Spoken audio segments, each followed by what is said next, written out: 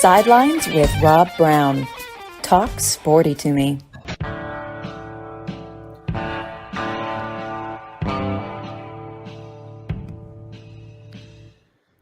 All right, Rob Browne here with you on this beautiful Tuesday morning. And Ben Troupe is going to be joining us here in just a moment. I'll tell you what, a lot of college football to talk about. I am ready to ask Big Ben. There's lots of questions we have for him. We're going to have also Jason Caldwell from Auburn Undercover will be joining us here in the second segment, top of hour number 2. I'll be joined by Jake Wimberly, ESPN 105.9, The Afternoon Drive down in Jackson, Mississippi, checks in. And then Rodney Orr in the final segment, Tider Insider in Tuscaloosa. He and Rodney Orr do a great show at his Tuesday nights, 6:30 on the YouTube. They get into it, heavy coverage of Alabama, obviously, but they'll take a look at the big picture of college football. Two of the more knowledgeable people you will find anywhere, Rodney Orr and Gary Harris. So a lot to talk about. We're here 6 days a week, 25 shows a month. That's about 300 shows a year, a little over 300. So you want to get your message out. You want to do branding. My friend Vince Thompson at, I'm going to tell you what, Melt Atlanta, he talks about build brand you. That's what you want to be doing is building your brand. Sidelines is here, like I say, 6 days a week, Monday through Saturday, 8 to 10 a.m. Central. You can find us www.sidelines.live. And of course, watch us on YouTube. Our YouTube address for the YouTube channel is youtube.com/@sidelines_live. I will say this, college football right now, every fan base has expectations. And I will say this. What are the Ole Miss fans thinking? Lane Kiffin, when you got to beat Alabama. You got to beat your mentor. It's going to get old. It's going to get old, talking about the popcorn. It's going to get old just saying that I think Lane Kiffin's a hell of a coach. But Yancey Porter will be on with us tomorrow. We're going to get into this. You've got to kiss an angel good morning and love her like the devil when you get back home. Charlie Pride's right. But no, you got to expect a lot from your coach. And when you're paying them 7, 8, 10 million plus a year, that's expensive. So I'm curious. I get into this today. The different fan bases out there, what are they thinking about their coach, their program?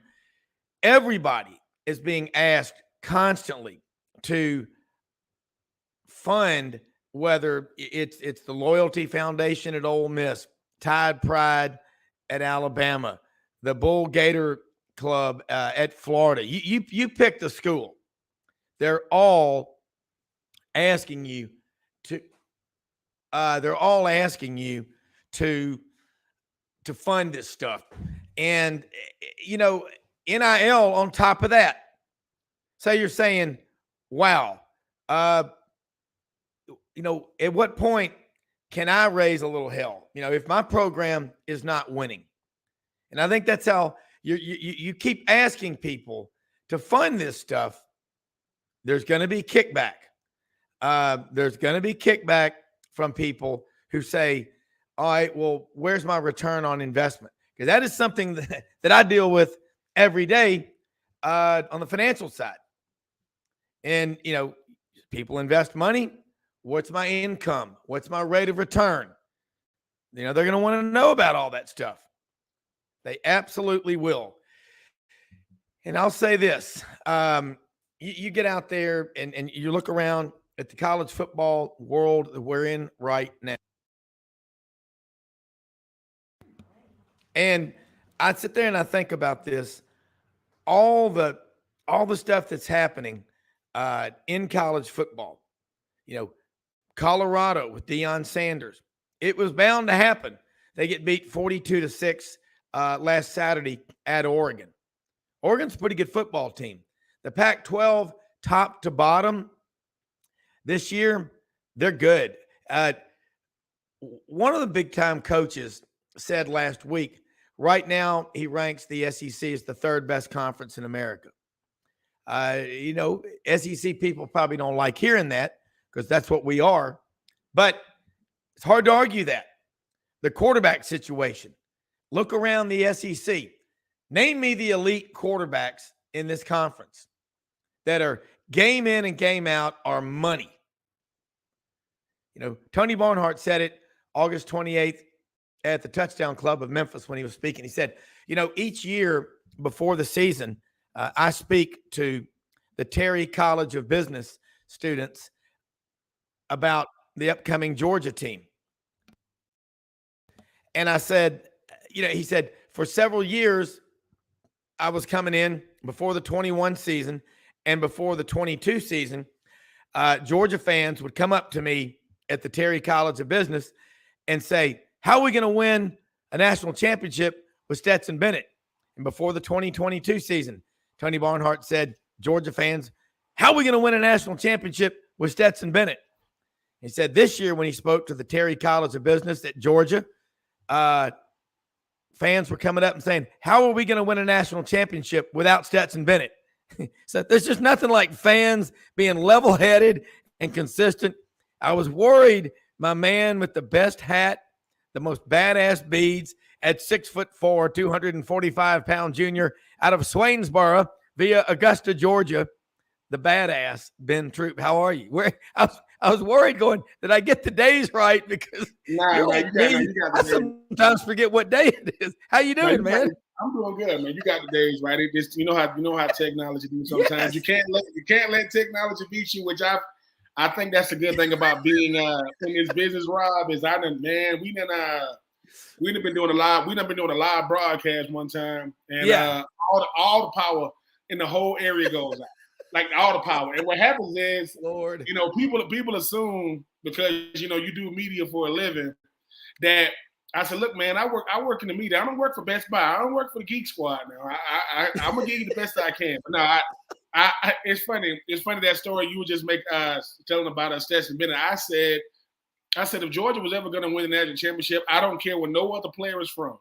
The quarterback is going to be from the state of Georgia. He's not going to be from California. Not going to be from Texas, right? Because wanting to go to Georgia because they're a great program is different than growing up a Bulldog.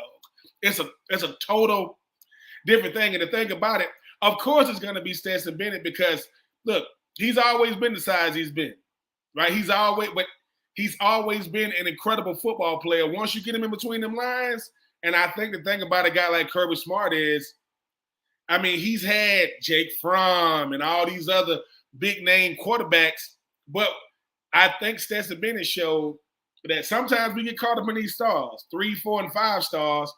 And I think when you think about a guy like Kirby Smart, he wanted a guy that believed in what he was doing and could take charge of the offense. And that's what Stetson Bennett did. That's what he did. And I think that now when you look at what Georgia's doing, Georgia has this moniker of, we don't care how it looks. Georgia should have lost to South Carolina. Like, they should have lost. But Kirby Smart said, all right, if South Carolina can make a play, they can beat us.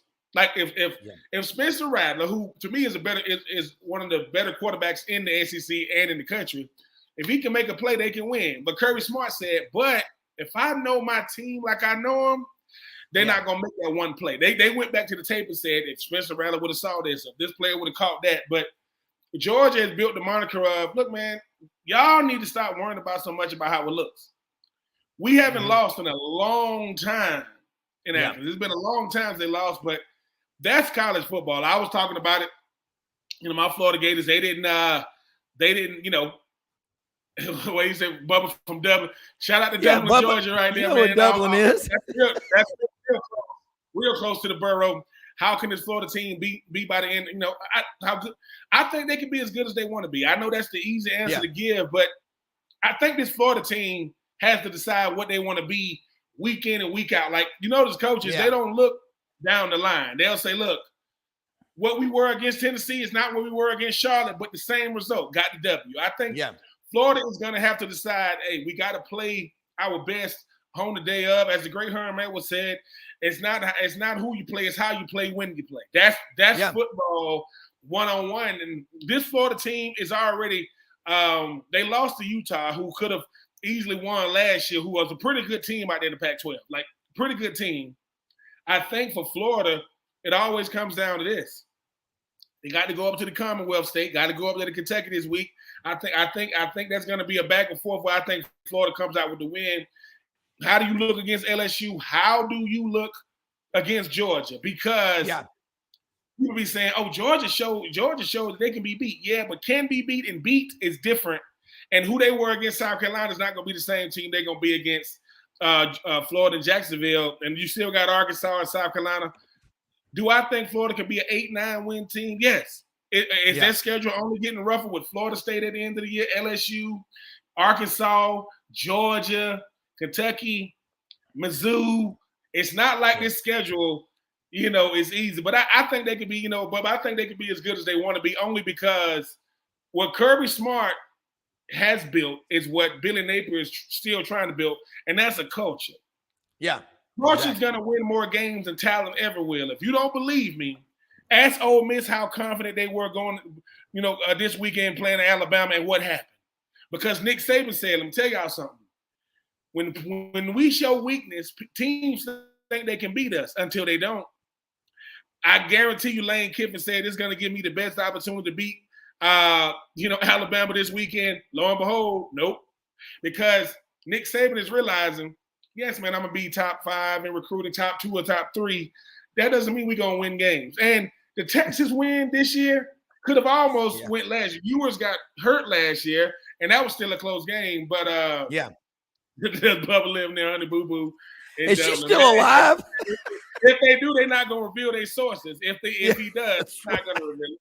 I love that. Well, Ben, look, looking at all these, and you're right. Yesterday, we're doing this new stuff. We're working, and Brendan's helping us, with some stuff. We started using the HD camera again, the ring light and all. I did the whole show. I had the Yeti mic on, but I didn't have it connected the right way. So I did it off the laptop thing, and it said, sounds like you're in a tin can. And Audrey goes, well, look, you got to check. It's like, when you get into these shows, it's like you're a pilot. When you fly on a private plane, you're real close to the cockpit. You are very attentive to the pilot going, check, check, check. I did a story, many stories, but one story in particular at Fort Benning on Jump School about airborne school. I called it Hunters from the Sky. And out there where they pack the chutes at Lawson Airfield at Fort Benning, you have all these huge, giant, it's like the size of several football fields, and they're packing all the chutes. There are 47 checks on that list, and they check them and they check them and they check them because there are no discounts in parachutes, fire extinguishers, and brain surgery. That's just the way it is. And I love to be around people that pay attention to details. Ben, I tell you what, love having you on here. And excuse me, I'm texting with Billy Roberts down in Atlanta, who went to Auburn with me. He went to Georgia and then he transferred back to Auburn, but his father went to Florida, and there's 13 other people in his family and 17 degrees from Auburn. I love this conversation, and I'm getting a lot of questions in here. I want to throw another one at you. I like this one. From J. Rodney Scroggins Jr. III. I love that name. In Wedowee, Alabama. That's over near Roanoke. You know where that is, on 431, near the Georgia-Alabama line. Why can't Auburn find a Division I quarterback? Why is it so hard to do what most every team in America does? And I'm sitting there looking at that game. I have a term I would use to describe Auburn's offense against A&M and Cal. Watching Auburn play offense is like watching elephants sprint. It's bad, okay? So let's say, Ben, you were the offensive coordinator at Auburn, or the quarterback coach. What can you do? For the 5th straight game, Auburn failed to pass for more than 100 yards against a Power 5 opponent. I don't know of another school in America that has a stat like that, but it's got to get better, I hope. Yeah, it has to get better. I think that. Oh, no. You scared me with that look. Man, it's. I think the hardest thing, Rob, is you got to get these young men to understand that we are a collective of individuals. You got to put the collective first, and I think that when you start talking about a place like Auburn, you don't expect Auburn doesn't lack talent. Auburn lacks execution. It's not the talent, and sometimes you got. I don't want to call it dumbing it down. You got to take some of that weight off and say, fellas, we are what the tape says we are. And this is what you got to start doing. Stop listening to your friends. Stop listening to your family. Stop listening to your girlfriends. Start listening to the people in this building. Because, yes, if we keep it up, everybody's gone. Head coach is gone. Assistant coach is gone. Because what happens is, yes, a place like Auburn is the one school that took a guy from Georgia, played cornerback to quarterback to the national championship. That's why that's why Auburn fans get frustrated. But it comes down to execution. You go from short to intermediate to deep. That is the passing game. People throw it deep. No, short, intermediate to deep, because a team like Auburn, when you start going through the names, it's like, hey, they don't have a Tank Bigsby this year. Not at running back. They got some good running backs. But it ain't, and people be forgetting. I know Auburn fans hate the fact that their former quarterback is out there at Oregon with Dan Lanning putting up big numbers. But what Dan Lanning was willing to do is what Auburn was unwilling to do when he was there. Now, he did beat Alabama his freshman year, but it comes down to scheme and fit, not talent. You got to have a certain scheme, and you got to recruit guys that fit that scheme. I don't really know what scheme Auburn has right now. Auburn seems to have this, hey, man, fellas, let's go out there and hope something works. That's not offense. You got to have it, because if you think about teams that are known for certain things, I listen, as a person who was a diehard Florida fan, I also had to deal with Will Muschamp. I also had to deal with, Jim McElwain. So it's not like I haven't seen when offense – isn't it crazy though, Rob? When offense is bad, it makes the whole – you can have a stellar D. Your D can be stellar. Correct. If you can't have quality offense, because no matter what, we love the Tyrann Matthews of the world, but we won't come to see Cam Newton. Like that's what you come to see. And I think for Auburn right now, they're going through an identity crisis. Because when you bring in Hugh Freeze, people think Hugh Freeze is in. This ain't Liberty. This ain't Ole Miss. Yeah. This is Auburn. And I think the standard – is he a good enough coach to get it done? Yes. Did he bring back Cadillac Williams? Yes. But you got to listen. Recruiting is scheme and fit. I recruit guys to fit the scheme and go out there and fit what I'm trying to do. I think right now for Auburn it's frustrating because to not throw for 100 yards in a 4-quarter game, that's almost impossible. It's hard for a non-throwing quarterback to not do that. I think for Auburn they're going to have to they're going to have to take some of the players out of the playbook, see what they can do well. And I'm sorry, add some tricks to your offense. What could it hurt at this point if you're not adding? Because now, Rob, what you have to always remember, you can't lose the morale and the confidence right, of those players. Because if you lose that, if they go into the game and the defense starts saying, hey, dude, we got to keep this team under 10 points. The offense is, I think that because my junior senior year, we had Coach John Brecker, and I think he was an incredible coach, but we had to buy in, because to me, I think it's always to buy in. And I'm not in Auburn. I'm not. I just think that buy-in is like coaching. You have to buy in, then the culture comes, because I think you're not gonna survive in the SEC like that. Like I said, I mean, Gene Chizik is the greatest example. He won the national championship 2 years later. He was gone, like literally gone. And I think the thing about that is because Auburn is saying, hey, man, our tradition and reputation is far greater than any coach we have. We will get to keep our tradition and reputation alive. We'll move on. I'm not saying that Hugh Freeze is in any danger of losing his job. Oh, no. That buyout and that. But Rob, what we're looking at every Saturday is improvement. It's progress. That's what you're looking for. Because when we're on Twitter, Instagram, or wherever we are, everybody's an analyst now. Even absolutely, mom, everybody is. I think people know what they're looking at. People are like, wait a minute, man. I don't want to compare Auburn to the non-Auburns of the world, but that's what you're really doing. How are they doing this? How did they get him? And I think it's hard to not compare because Auburn is a blue blood, tradition-rich program, not just in the SEC, college football, period. Yeah. And I think what's going on now is it's kind of what went on last year with Florida. When you get a new coach, you think, oh, we got you Freeze, we got Cadillac. No, you're starting over. Yeah. New OC, new DC, new players, new scheme, new way. And I think just because I think the buy-in process is what's going on now. I do think it has to get better. It has to get better for everybody involved. But I think the one thing that Hugh Freeze needs is the one thing that we don't do in life or in the SEC, that's patience. They don't see that. And I think that's what's going on right now.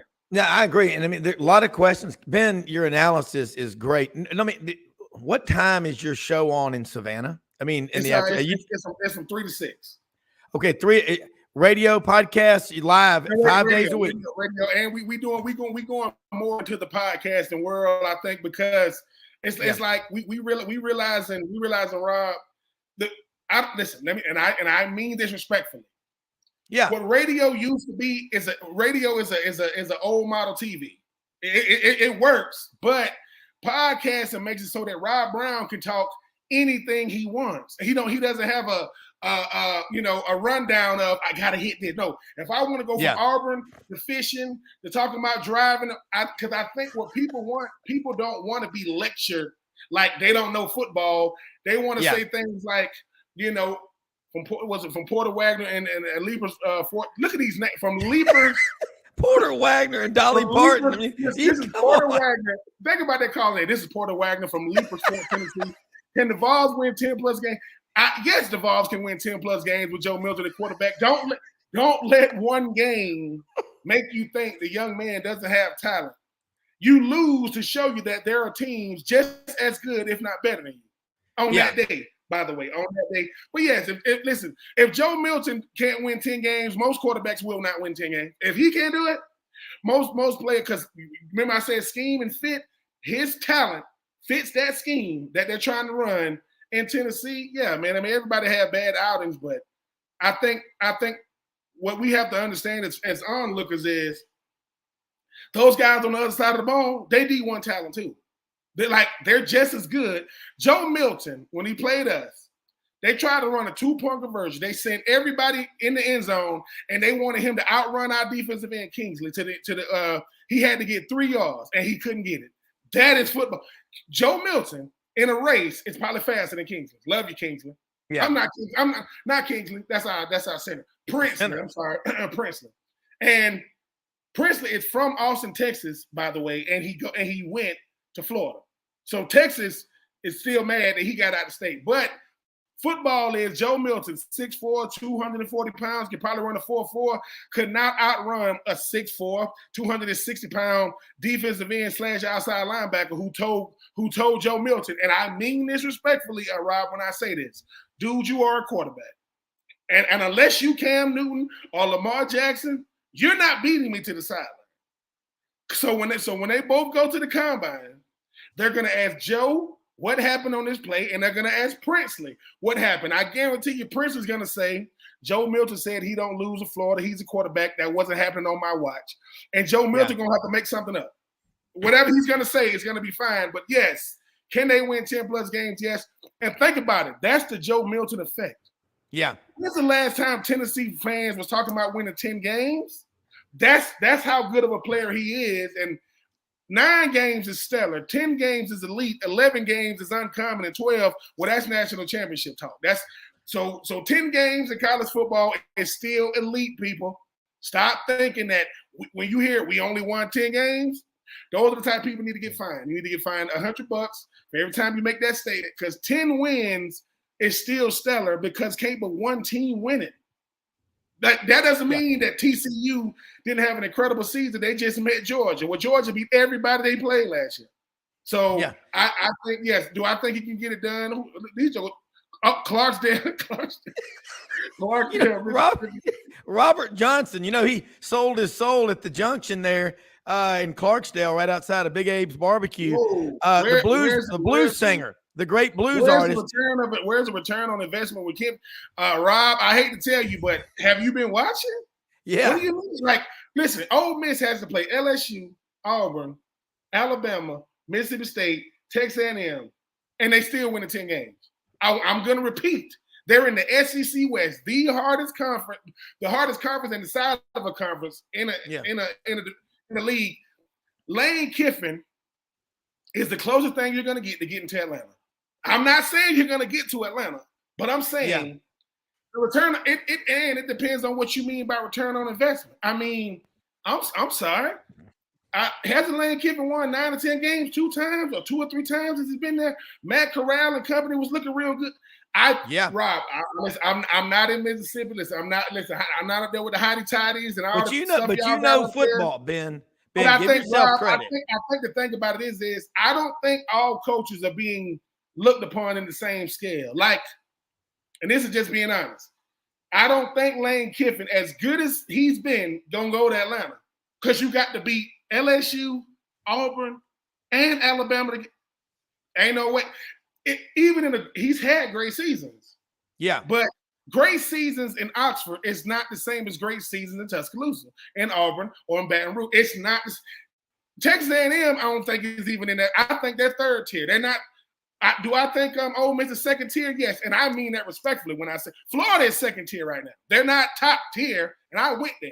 Georgia's top tier in the East, and it's just them. Then you got second tier with Florida, Tennessee, maybe South Carolina. So for me, Ole Miss is second tier. The fact that Ole Miss has expectations to go to Atlanta lets you know what Lane Kiffin has meant to that program since he got there. Are they gonna? I've never seen Ole Miss in Atlanta. So you want Lane Kiffin to do something I've never seen before. I'm not saying it can't happen, but LSU is pretty freaking good. And Alabama just showed the whole world, okay, keep on thinking. Texas beat us and they undefeated. We'll see if they can keep it up. Ben, look, a lot of questions coming in. And look, in about 5 minutes, Jason Caldwell, Auburn Undercover, is going to be on with us. Stay on with us as long as you can. Love having you on. Love what you said about the podcast deal. The First Amendment, free speech, is fervently alive and well. And I don't know what your degree was in at Florida, but I'll tell you one thing you got a degree in was working your ass off. And Pat Dye used to always say, I can take a young man and bring him up here 4 or 5 years, and I don't know what he's going to get his degree in, but by God, he's going to learn to work his ass off and work with other people and work through adversity. I love what Kevin Steele said in the locker room a few years ago before an Auburn game. He said, people, and I'm going to kind of clean it up a little bit. I love Kevin Steele. I'm a big fan of his. He's from Gordo, Alabama. I love that town. Over there on 82 near Pickens and Reform outside of Tuscaloosa, maybe 20 minutes away, the Gordo Green Wave. And he said, everybody talks about adversity. How are we going to handle adversity? He goes, we are your adversity. We're coming after your you know what he says. You've been in the locker room. You've been in the locker room. Ben, this is, and I will say this about Kiffin. I think what he does is he brings so much attention to Ole Miss. And I've got a lot of Ole Miss friends. I live an hour from campus in Oxford. I keep track of these things. I'm an idiot savant. I'll admit it in the interest of full disclosure. I've been to 52 games at the Vault. I love going to games. They are I have so much damn fun with those people. I've been to 37 at Mississippi State over the years. I love going to games down there. Those folks down in Mississippi are so damn cool.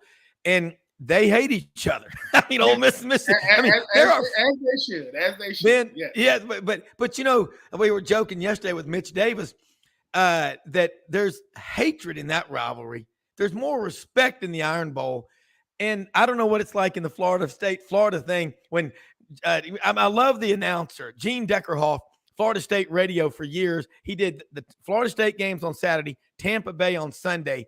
That great voice, Gene Deckerhoff here, Florida State Seminole football, Doak S. Campbell Stadium, Chief Osceola on Renegade with the spear coming out, and this crowd is going crazy. And then nothing they could do when Ben Troupe and the Gators got out there and whipped their butt. I'm kidding. But I love all of this stuff. But I think the return on investment with Kiffin is Ole Miss is wrapping up a $2 billion fundraising campaign.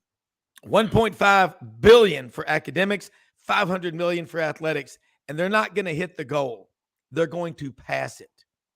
So say what you want, folks. Plus, Those folks, they got a top 3 or 4 in the country accounting school, great pharmacy, great law, hell of a medical school down in Jackson, and Mississippi State, great engineering, architecture, veterinary medicine, business, an honors college. You know what? My friend Barry Blackburn, rest his soul, one of my best friends, died 9 years ago. His grandfather said when he got back from World War II, he goes, I didn't have 2 nickels to rub together, but I had the GI Bill. He goes, I went to Alabama Polytechnic Institute, Auburn. And he said, grandson, all those textbooks are the same. It just depends on how deep you want to dig. But you can make a living with your hands, but you can make millions with your mind. Hit those damn books, grandson. And I'll say this. We're going to take a break because I've got a lot of questions for you coming in here. We're going to be right back. And, Ben, hang on. Jason Caldwell, Auburn Undercover, is going to be with us. Let me get to commercial break. But great stuff. And keep sending those questions and comments in on YouTube. I get a ton of them from text. Yesterday I had 48 questions I could not get to because I can't type that fast. And my lovely assistant, Mildred, is on strike right now until I raise her wage to $2.85 a day. But we're going to be right back after this with Ben Troupe on the sidelines.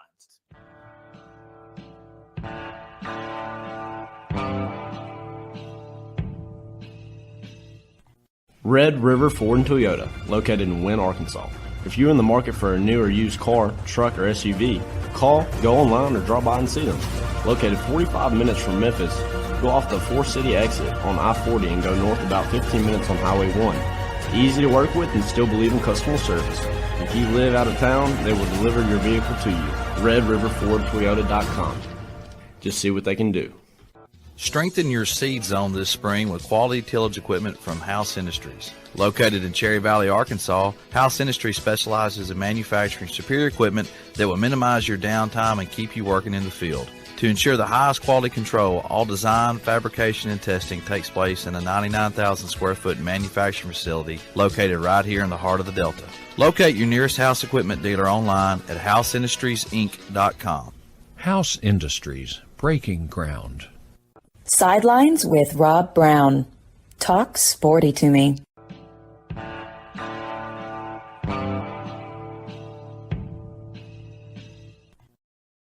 Browne back here with Ben Troupe. Jason Caldwell just texted he's about 5 minutes out, working his way back to the house to his studio. Let me say this about one of our sponsors, Rumble Boxing Gym, 1835 Union Avenue, Midtown Memphis. Talk about a great workout. You want to go in there and box. You want to get in great shape. Boxing engages both sides of your brain, uses every muscle in your body, a lot like swimming. The 45-minute classes with 48 people in there, elite instructors. You're going to be doing star jacks, burpees, jumping jacks, dips, planks, push-ups, crunches, dumbbell work.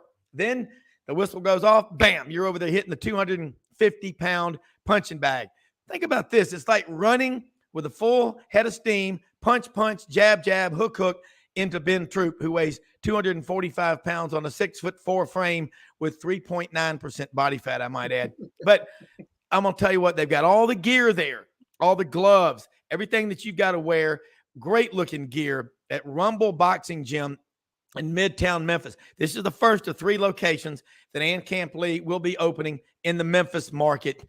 Do yourself a favor, go to our website, sidelines.live, check them out, rumbleboxinggym.com.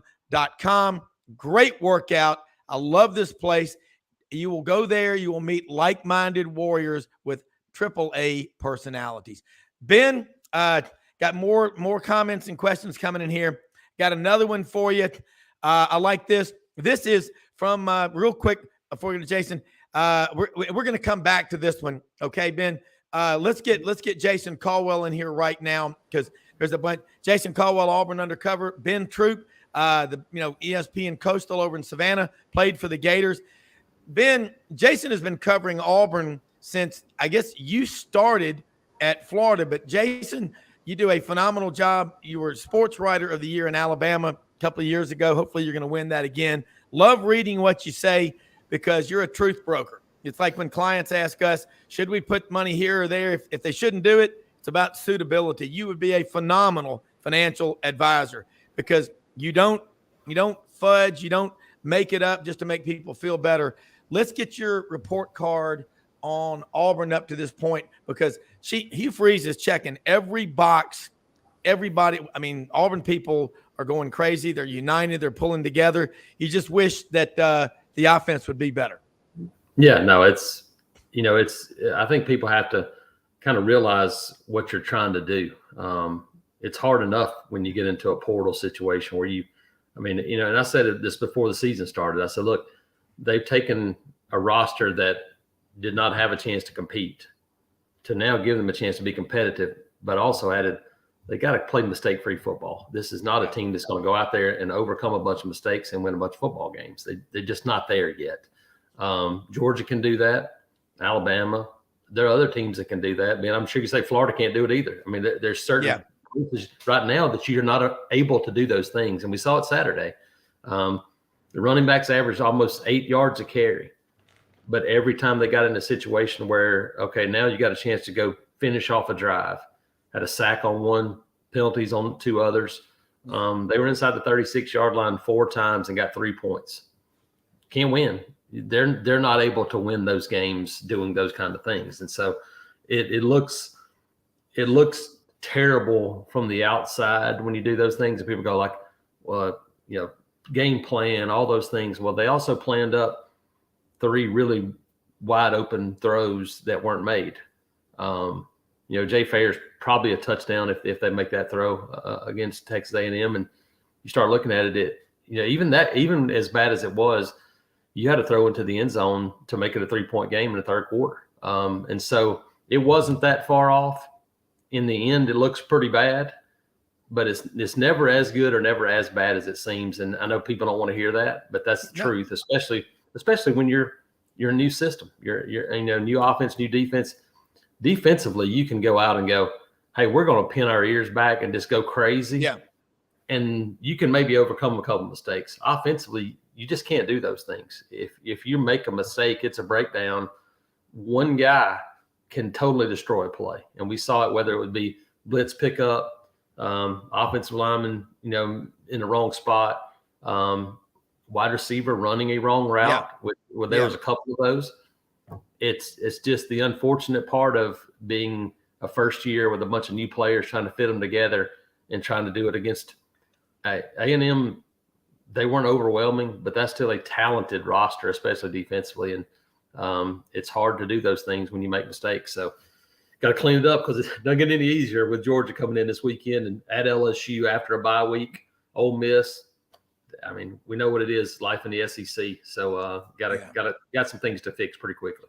Yeah, one thing real quick before I get Ben involved in this, looking at the game planning, 5 straight games against Power 5 opposition, not throwing for 100 yards, and you had 52 yards passing the other day. And Ben and I have been talking about that in the first segment.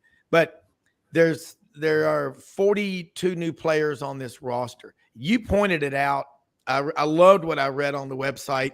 You and Philip Marshall and Nathan King, just great post-game analysis. You go out there to A&M, and as bad as things were offensively, you're right. Third quarter, late in the game, you're a touchdown in the end zone there that you didn't get from it's a 3-point game. And I don't know. I didn't know Jimbo Fisher had any eligibility left when he was out on the field. That play when Eugene Asante went by. Did anybody get an explanation for what he was doing out on the field on that play?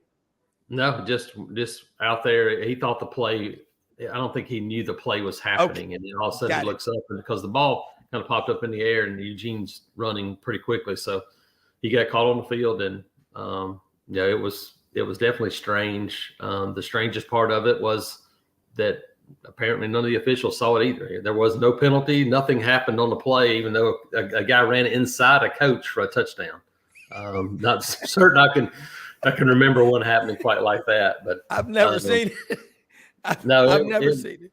Yeah, it was definitely different. But yeah, it's when you look at Auburn, you look at it and everything points to quarterback. It's not always the quarterback's fault, but the quarterback's always the guy that people point to. And so now you look at Peyton Thorne, and he got to play better. There's no question about that. For this team to be what they want to do. They can run the football, but sooner or later people are going to go, okay, we're not going to let you do that anymore. And so you got to be able to start throwing the football. Can you make some plays against Georgia? And UAB threw it okay. But again, Georgia's focus versus UAB is not Georgia's focus versus Auburn. So you see a much different defense coming this Saturday. Yeah. Ben?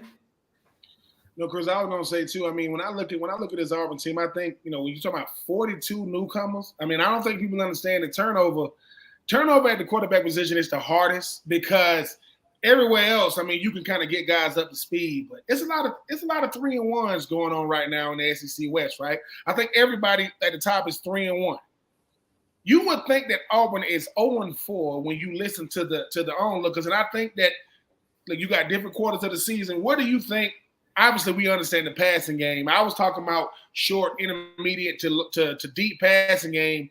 Is there a scheme that they can't switch up the offense now? Is there a scheme they can go to kind of, because like you said, teams gonna say, we're gonna put 8 in the box. We're not gonna let you run it. That's gonna give some one-on-one opportunities, because I think bigger than the passing game, you're gonna have to develop some confidence, some continuity between these receivers and quarterbacks, especially as the schedule gets tougher. Correct. They did some of that a couple of weeks ago against Samford, and I thought it was a really big step forward. And then it's hard because now you look at it, the way the rules have changed, you can shorten games again.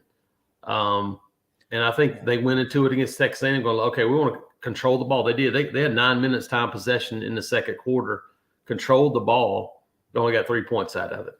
And so I think you kind of got, okay, what are we and who are we? I think if you're Auburn and you're Hugh Freeze and you're Philip Montgomery, you've cut your teeth on being up-tempo, fast, aggressive offense. And Saturday, I think they said, okay, we're going to try to shorten this game. And it worked out, but you give yourself fewer opportunities then. And when you don't have one where you finish it off, then it may be 5 more minutes. So you may cost yourself 3 or 4 possessions. This team can't afford those things. I think the first thing is you got to get back to who you are. You mentioned identity. Hugh Freeze mentioned identity yesterday when we spoke to him. I think the identity of this team, you're either going to have to do 2 things. You're either going to have to go back and say, all right, hey, Robbie Ashford, we're going to run it. We got a bunch of running backs, and we're going to play 2013 Nick Marshall offense. Philip Montgomery has done some of those things. Now, he coached RG3 at Baylor. RG3 threw it some too, obviously developed into that quarterback the second year, but he was more of a runner early in his career. So you can do those things, or we're going to be an RPO team. Hugh Freeze said yesterday, look, we didn't do the RPOs. We didn't do it against Texas A&M. So I think they were called, but they were all runs. If you're Peyton Thorne, whoever it is, you got to go, okay, if we get one-on-one opportunities, we've got to take those, and we got to throw the football and try to be aggressive. And so we've seen it. I mean, Ben, you've seen Georgia, especially the last 6 or 7 years under Kirby Smart. You cannot line up and try to run the football at them and win a game. You can't do it. It's not going to happen. Alabama couldn't do it. And, I mean, you got to be able to throw the football. You got to be able to throw the football in this league now to beat the Alabamas and Georgias and LSUs. You can play competitive and be tough and physical and run it, but it's hard to score enough points to do that. And so I think they got to find – you're right. They got to find a way to throw the football. Yeah. Hey, Jason, I got to ask something you just said. How much has Hugh Freeze realized how much the SEC has changed since he's left and come back? Because sometimes he's really successful at Liberty. I get it. But sometimes he's like, dude, this is not the same SEC to where, sometimes, listen, the greatest coach ever, and Nick Saban had to adjust, and he don't adjust to much. But when he goes, hey, man, we got this guy named Tua. You got to air it out. But I got Jalen. Yeah, you got to make Jalen understand. And how much is Hugh Freeze saying, hey, I know what we thought the season was going to be. Like, we got to blow it up to make sure that we are fitting, because I was talking about earlier, fitting is scheme and fit. And sometimes you got a player, if you don't adjust to your quarterback, I don't care what school you're not going to win. I don't care. And I think that the RPOs because that quarterback got to know, hey, man, we can't have you out here because we don't got nobody else. We got you out here because you the best fit for us. RPOs is what every quarterback needs, only because if I'm averaging 8 yards a play running, them RPOs are going to be huge. That's better than play action. So do you think that Hugh Freeze said the identity is going to apply it, or is it going to be, hey man, we 3-1, but Georgia is going to, I don't know what the narrative is right now in Auburn, but Georgia's going to either expose a lot of weaknesses, or you get to come out of this game saying, hey man, can we do our best South Carolina impression, even though we ain't got a Spencer Rattler?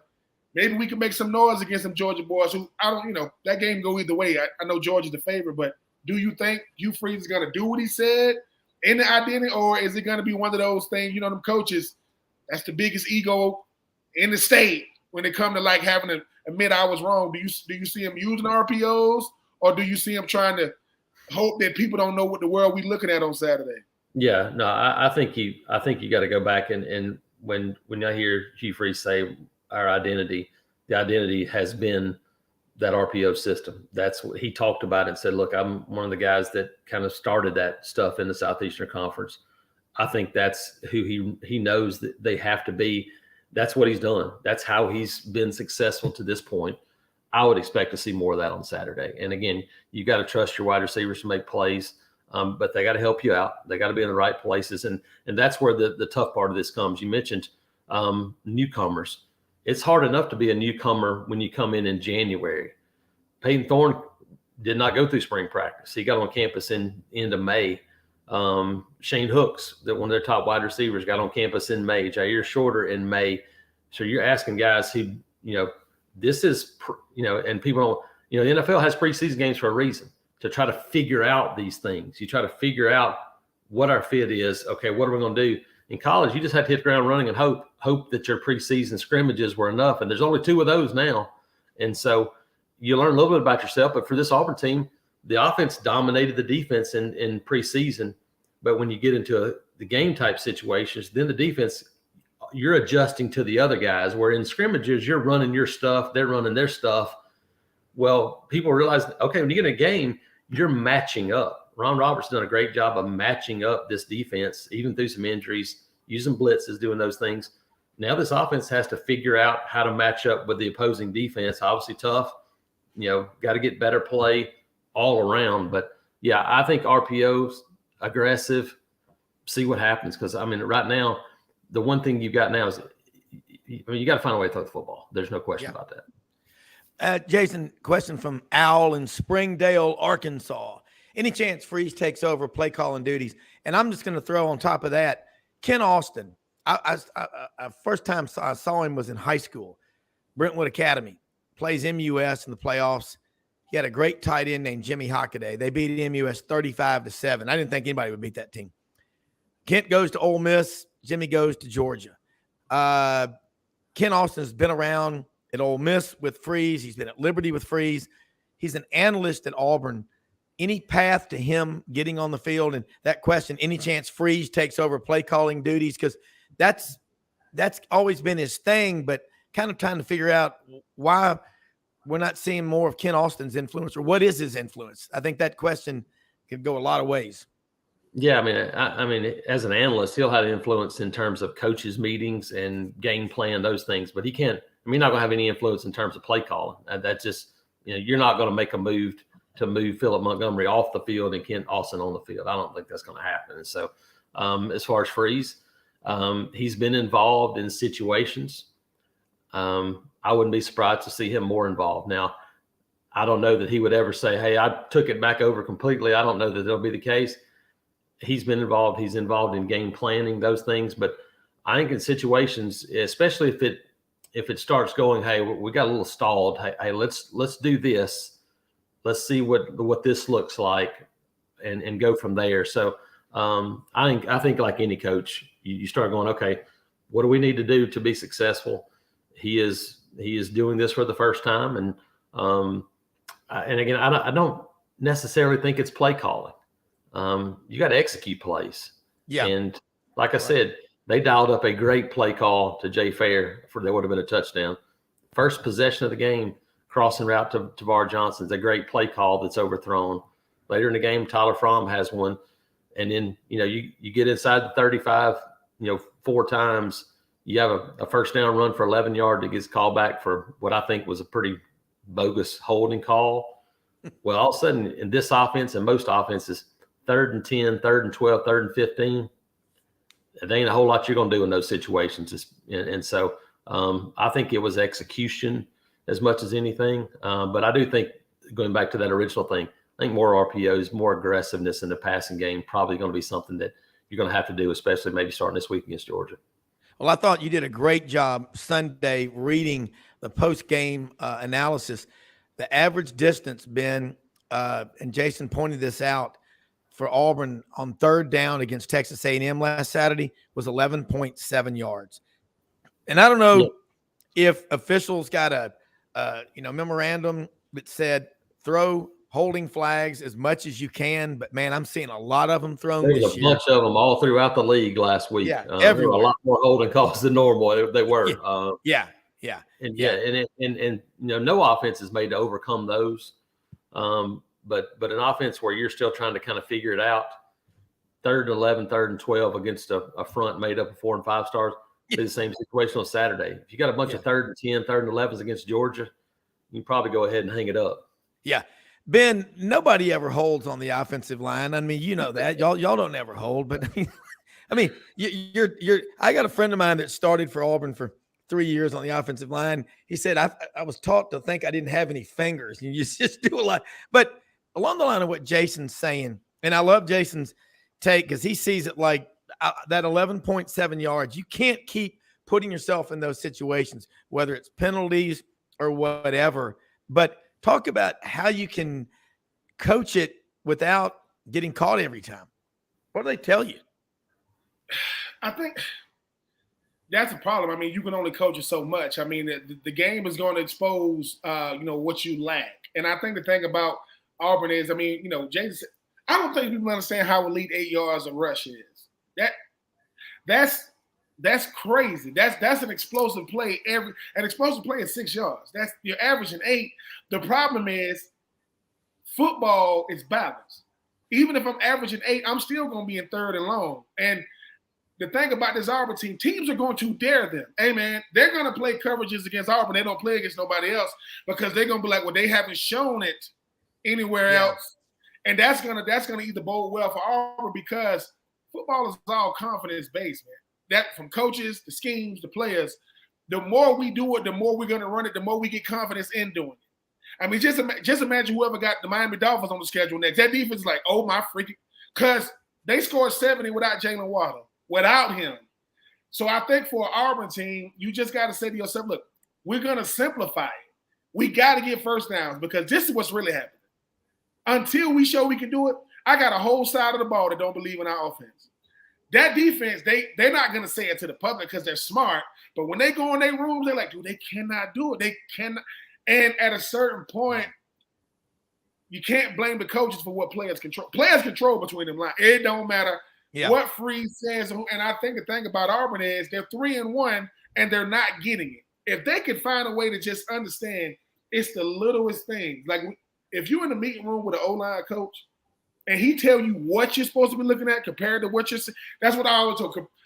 Not what you're looking at. This is what you're supposed to see. You, see what happens if he makes that block? Because the offensive line ain't like the defensive line. You can be out your gap. You got a linebacker that can fill it. You miss your block on offense. That's it. That's a sack fumble. That's a TFL. And I think for the O-line, that's why they're so pivotal. I think for Auburn, they got to simplify things. Every team has to simplify it. The best teams run simple plays. Like you notice, the best teams in the country, they don't do a whole bunch of stuff pre-snap. They ain't doing because we good at what we do. We're boring most of the time, but we're effective.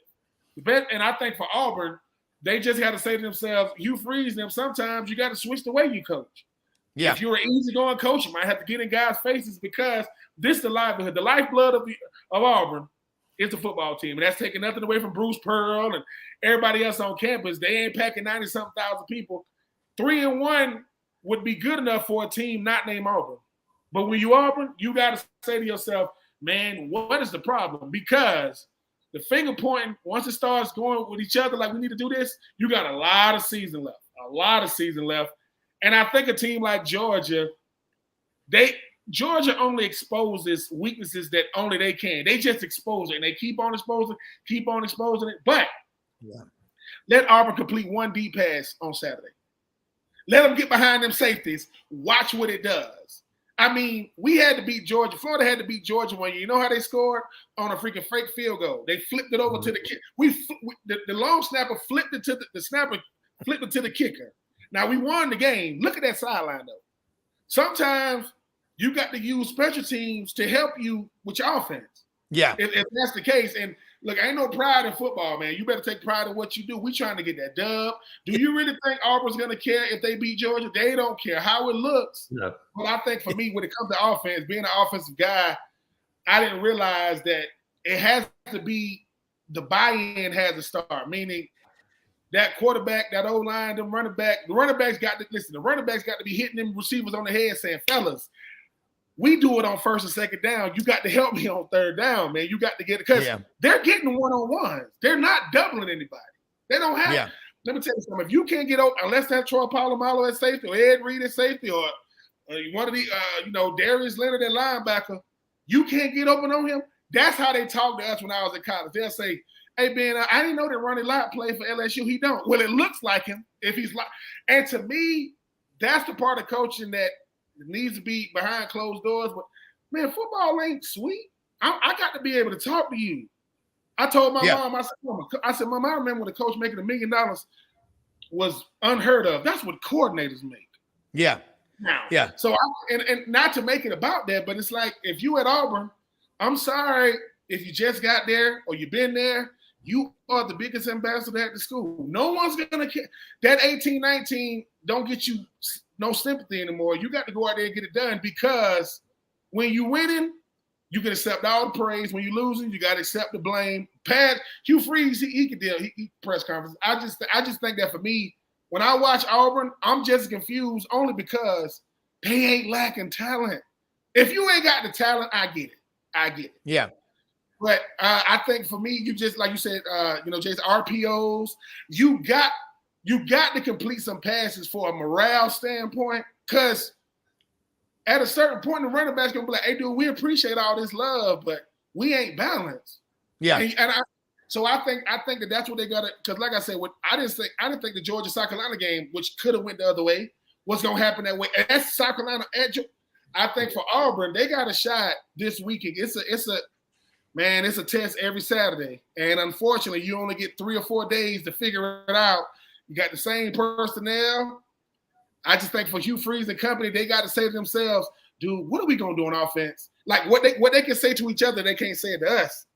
Yeah, but I think them RPOs has to be a big focal point, because what people don't understand about RPOs, man, that gives a lot of guys a lot of options on one play, from running to pulling it. I could give it to the running back. I could pull it. I still got somebody in the pass progression. It's a lot. It seems real easy, but a lot goes on. And Hugh Freeze, I'll say, well, Hugh, if you perfected it, prove it.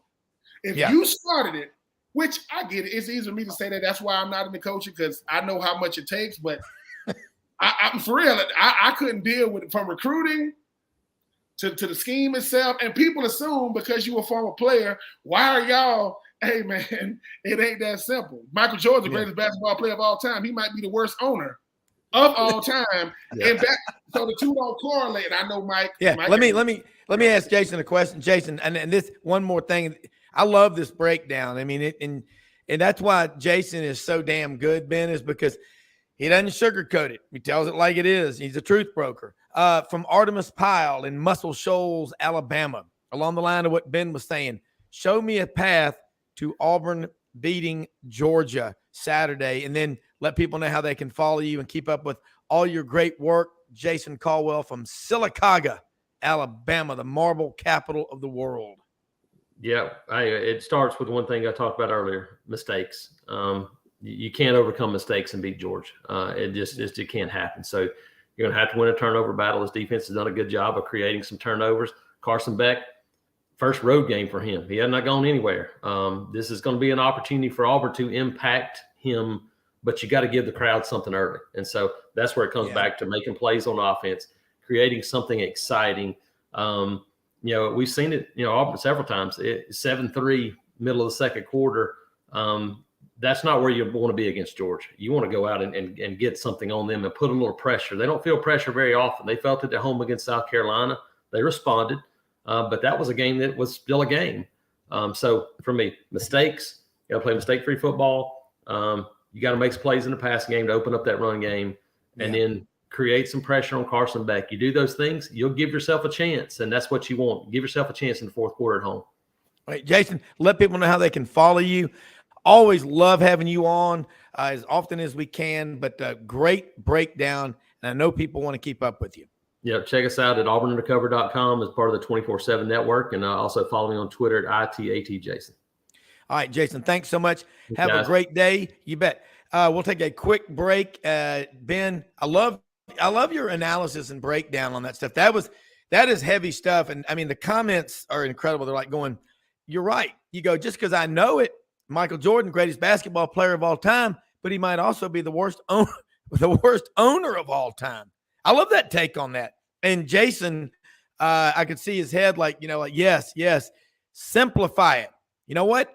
When you've got too much crap in your head that you're trying to learn, it slows you down, and then you just gotta be methodical and knock it out. Hey, we'll take a quick break. Jake Wimberly, ESPN 105.9, the afternoon drive in Jackson, Mississippi, the capital of the great Magnolia State, is with us. Ben, we're going to get into some serious X's and O's with Jake, civil engineer by trade, Mississippi State grad, knows his football. This is going to be a lot of fun. Hour number 2 is coming up. Unbelievably, every 2 minutes in our communities, a child is either bought or sold for sex. I am Ari Dickey, board member for the Nashville Anti-Human Trafficking Coalition. Join me and millions of others in our fight against human trafficking and for its victims by helping to educate the most vulnerable among us, our middle and high school students. Go to nhtcoalition.org, become a partner, and help keep our families safe, because none of God's children are for sale.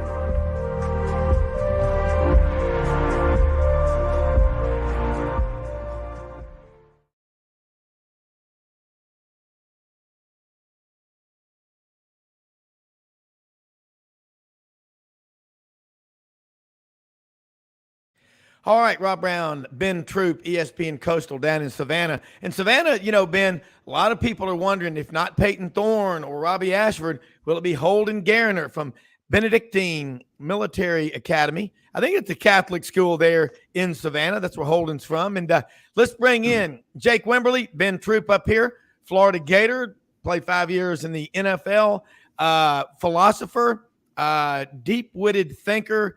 Rodan would be proud to sit with him and do the thinking position. But Jake, all right, Mississippi State. My friend David Baker's got one kid, Michael, at Mississippi State, a daughter, Caroline, at South Carolina. So the first annual Baker Bowl was played Saturday night. Mississippi State came up short 37-30, but offensively, Will Rogers and the Bulldogs looked a lot better. Long season to go, like Ben said. We got a lot of football to be played, and every week it's something different. Your takeaways from Saturday night in Columbia and the path to more victories from here on out, if you think there are.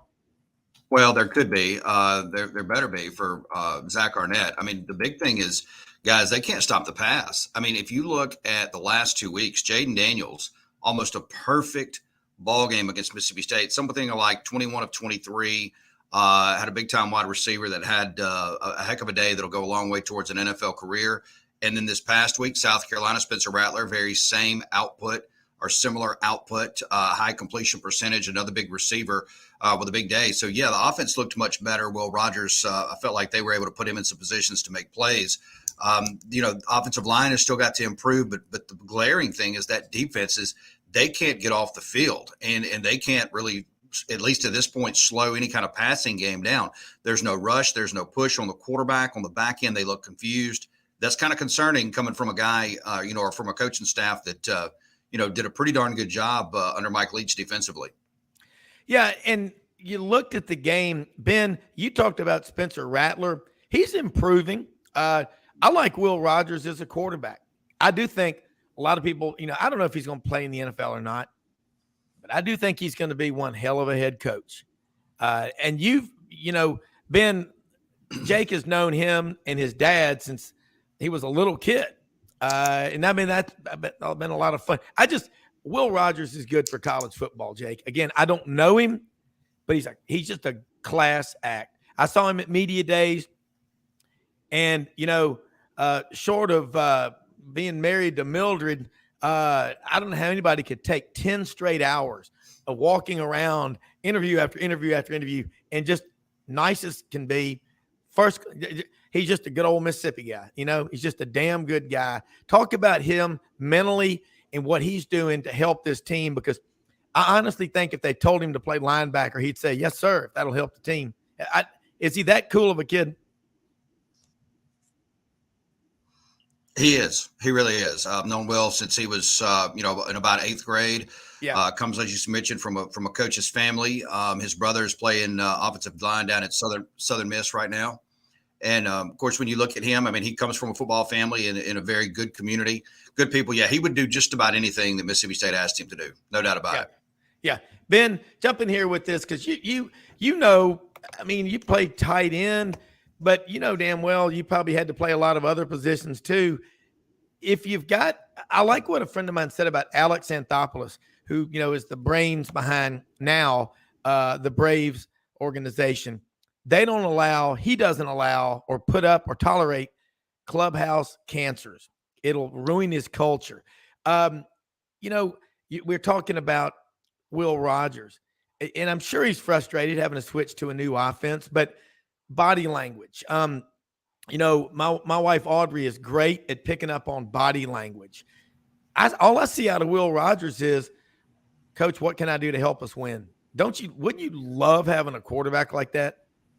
Absolutely. And the thing about it is Will Rogers is a guy that, when you grow up in the same state that you go to college in, that lets you know you grew up a fan of these schools. It's not like Mississippi State was the only school that recruited him.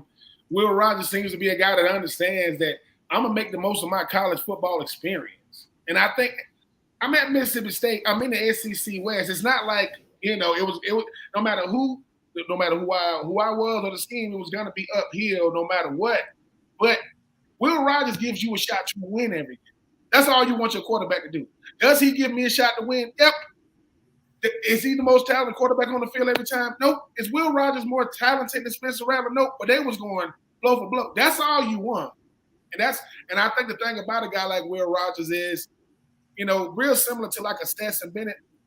That kid grew up in Mississippi.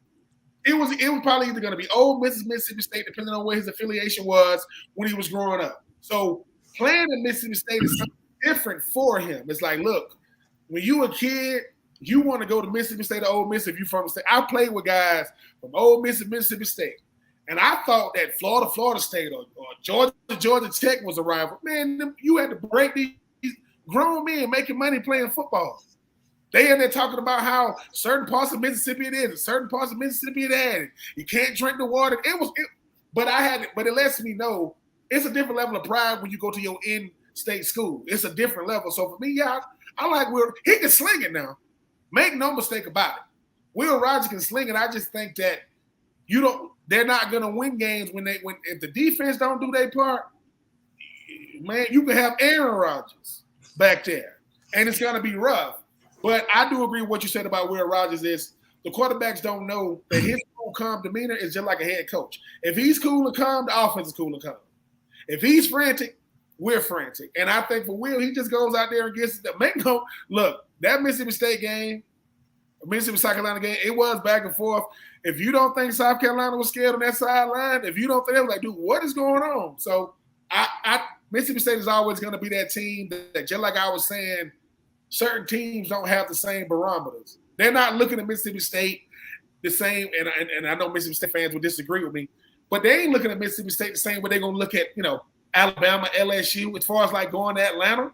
Now, do they want to go? Yes. But when I think of Mississippi State, I think of two things, right?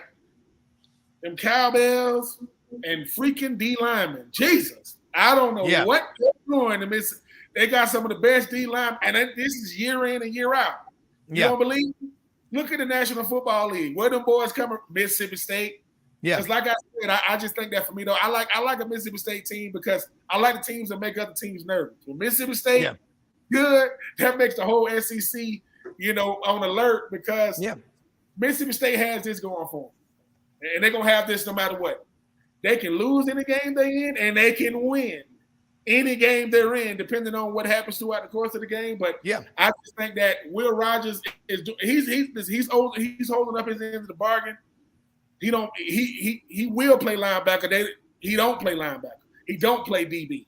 They're gonna have to stop. They're gonna have to stop the passing game because while I understood that Mississippi State was gonna be that air raid in the SEC.